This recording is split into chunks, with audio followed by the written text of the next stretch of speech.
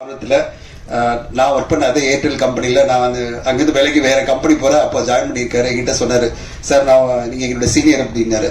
ரொம்ப சந்தோஷமா இருந்தது. ஒரு கார்பரேட் லைஃப்லேருந்து வந்து இன்னைக்கு சினிமா அப்படின்ற ஒரு பேஷனோட இந்த படத்தை எடுத்து அவர் அவ்வளோ பர்ஃபெக்டாக பிளான் பண்ணி அந்த கார்பரேட் கெரியரில் வந்து பர்ஃபெக்டாக பிளான் பண்ணி ஒரு படத்தை வந்து சரியான பட்ஜெட்டில் அந்த குறிப்பிட்ட நேரத்துக்குள்ள, அதாவது எத்தனை நாட்கள் பிளான் பண்ணாங்களோ அத்தனை நாட்களுக்குள்ள ப்ராப்பரா பிளான் பண்ணி அந்த படத்தை எடுத்திருக்காங்க. அதுக்கு வந்து டெனிஸ்க்கு என்னுடைய வாழ்த்துக்கள். டெனிஸ் சூப்பரா பண்ணியிருக்கீங்க. பாடல்கள் எல்லாமே அவ்வளோ எனர்ஜியா இருக்கு. பிரியன் கலக்கி இருக்கீங்க உங்க பாடல் ஒன்னொன்னுமே. அதுவும் வந்து எனக்கு ரொம்ப பிடிச்ச விஷயம் வந்து எல்லாமே அப்கமிங் சிங்கர்ஸை வச்சுக்கிட்டு இவ்வளோ எனர்ஜியா சிங்கர்ஸ் அண்ட் லிரிசிஸ்ட் எல்லாருமே அப்கமிங் நியூ டேலண்ட்ஸ் அவங்களெல்லாம் வச்சுட்டு ரொம்ப சிறப்பாக பாடல்கள் கொடுத்துருக்கீங்க.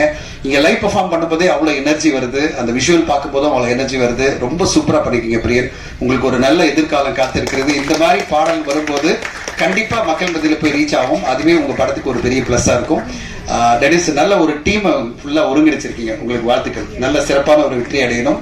பர்டிகுலராக நான் வந்து ஆர்டிஸ்ட் காம்பினேஷன் பார்க்கும்போது ரொம்ப சந்தோஷமா இருக்கு. மகேந்திரன் சாரை பார்க்கும்போது, YG மகேந்திரன் சார் அண்ட் நம்முடைய மயம் கோபி சார், கௌசல்யா மேம் ரொம்ப நாள் கழிச்சு நான் ஒரு மேடையில் பார்க்குறேன். அவங்க ரொம்ப ஒரு சொபிஸ்டிகேட்டான ஒரு ஆக்ட்ரஸ். அவங்களும் இந்த இதில் இருக்காங்க.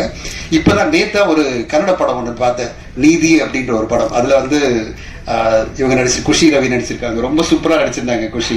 அவங்க இந்த படத்தில் அறிமுகம் வர பார்க்கும்போது என்னடா நேத்தா படம் பார்த்து இன்னைக்கு இங்கே பக்கத்தில் இருக்காங்கன்னு பார்த்தேன். ரொம்ப சூப்பராக அந்த கன்னட படத்தில் நடிச்சிருந்தாங்க. அவங்களுடைய வரவு தமிழ் சினிமாவில் மிக பெரிய வெற்றியாக அமையணும்.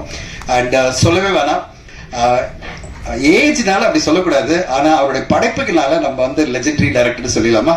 நம்மளுடைய legendary director Selvaraghavan sir. Sir ஏஜ்ல கம்மி சார், ஆனா நாங்க வழியே இல்லை உங்களை லெஜெண்ட் தான் சொல்லணும். தமிழ் சினிமால மிக முக்கியமான படங்கள், தமிழ் சினிமா என்னைக்குமே பேசப்படுற படங்களை எடுத்த நம்முடைய செல்வராகவன் சார் இந்த படத்துல ஹீரோ பார்க்கும்போது ரொம்ப பெருமையா இருக்கு, ரொம்ப சந்தோஷமா இருக்கு. இன்ஃபேக்ட் அவர் இப்போ நடிப்புல போக்கஸ் பண்ண உடனே நிறைய நல்ல நல்ல படங்கள் அவருடைய நடிப்புல வந்துட்டு இருக்கு. ரொம்ப பெருமையா இருக்கு. அவர் இன்னொரு படம் அனௌன்ஸ்மெண்ட் வரப்போது நான் சொல்லக்கூடாது, சொன்னா அடிப்பாரு என்ன அப்புறமா. அது ஒரு மிக முக்கியமான படம். அவர் நடிக்க போற ஹீரோவா நான் சொல்ல சார், இதுவும் சொல்ல. அந்த படத்துடைய போஸ்டர் பார்த்துட்டு நான் ரொம்ப ஆச்சரியப்பட்டேன். ரொம்ப சூப்பரா இருக்காரு அந்த படத்துல. அந்த படமும் வெகு விரைவில் அனௌன்ஸ்மெண்ட் வரப்போது. எதிர்பார்ப்பு இருக்கிற ஒரு படம். எங்களுடைய படமான லவ் அப்படின்ற படத்துல அவர் ஒரு சென்ட்ரல் கேரக்டர் பண்ணியிருக்காரு. இன்னைக்குதான் அவர் படம் பார்த்துட்டு டப்பிங் முடிச்சோட எனக்கு வாழ்த்து சொல்லி மெசேஜ் பண்ணாரு. ரொம்ப என்டர்டெய்னிங்கா இருக்கு, நான் ரொம்ப என்ஜாய் பண்ணேன் இந்த படத்துல நடிச்சது அப்படின்னு. அவர் தொடர்ந்து நிறைய படங்கள் நடிக்கணும். அதுக்கு இந்த படத்தினுடைய வெற்றி மிக முக்கியமா அமையும் நான் எதிர்பார்க்கிறேன்.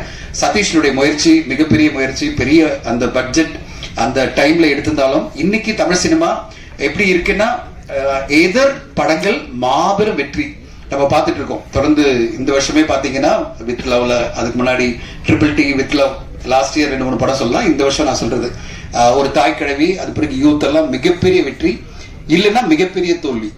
அதாவது ஆடியன்ஸ் தியேட்டருக்கே வரமாட்டேன்றாங்க. எதர் வந்தா மிக பெருசா செலிப்ரேட் பண்றாங்க, கொஞ்சம் மீடியமாவும் செலிப்ரேட் பண்ணலாம்.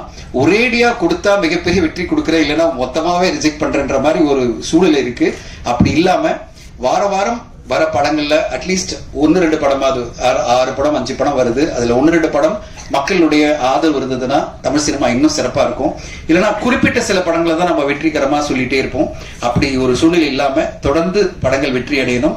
இந்த 10th அன்னைக்கு வரப்போற படங்கள் ஒரு 3-4 படங்கள் வருது. மிக முக்கியமான படங்கள், பெரிய பட்ஜெட் படங்கள் வந்தாலும் இந்த மனிதம் தெய்வமாகலாம் படம் ஒரு நல்ல படம்.